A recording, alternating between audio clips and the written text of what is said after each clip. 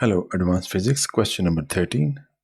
The question says that the velocity of a rocket as a function of time is given in the graph.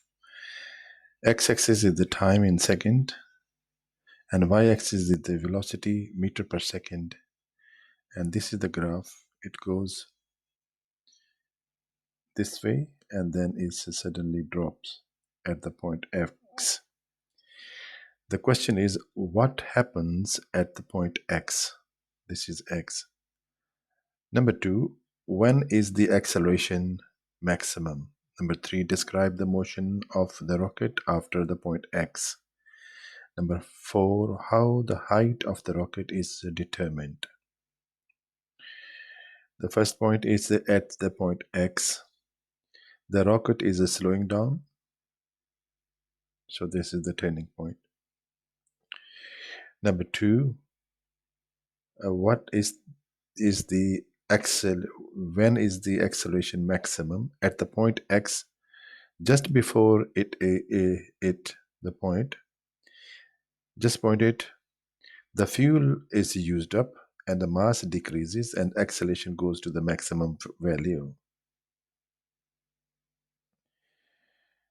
And describe the motion of the rocket after the point X. After the point X, this rocket decelerates uniformly downward. And how the height of the rocket is determined is the area under the curve VT curve represent the height of the rocket. So these are the answer of the question number 13 about rocket. Next question is about electric toy car of mass m. Initial velocity is 0. The car is supplied by a constant power by its battery, neglecting the air resistance. Then we have to calculate the kinetic energy as a function of time, calculate acceleration and distance in terms of time t. What happens when the time is very large, t tends to infinity, and find the limiting value of the acceleration, large and small time.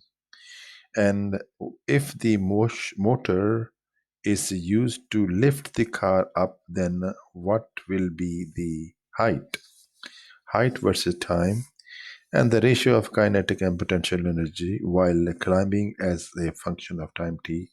These functions we have to measure, what you have to determine. The first of all, the kinetic energy as a function of time.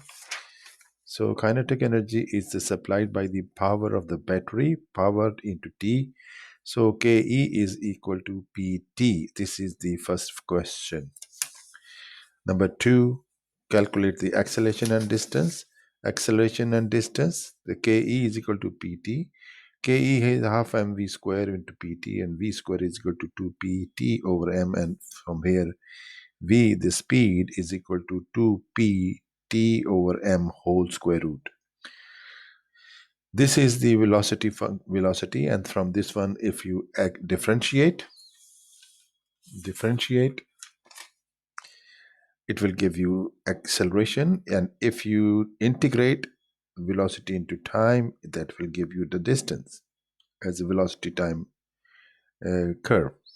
So if you differentiate, this is give you p over 2m whole square over 1 over t whole square. P over 2m square root into 1 over t square root. So acceleration is the function of inverse function of square root t.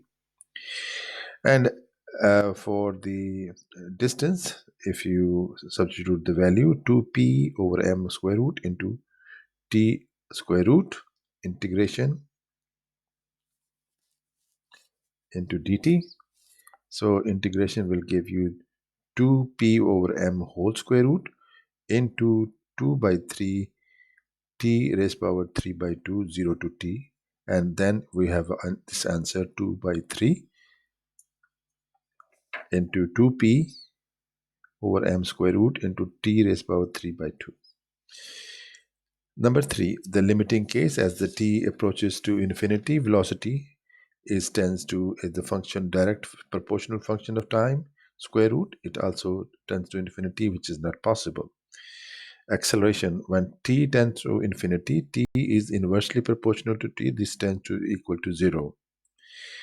And when t is equal to 0, acceleration tends to infinity, one inversely proportional. So that means is a rapid acceleration. Lifting the car up, pt, which is the energy, is equal to mgh, which is the potential energy, from h over t, which is the speed of going toward vertically. So this speed is equal to p over mg, which is equal to the velocity. And ratio of the vertical velocity kinetic energy over potential energy, half mv square over mgh. Half m into v is this one, so this value, over mgh is this one, this pt. So and this is p square and this is p, so this will be p over 2 mg squared over t. So this is the value of ratio. But here, if t is infinity or very large, then this t, because it's inverse, is very small. So the ratio is very small. So this is the answer of this question.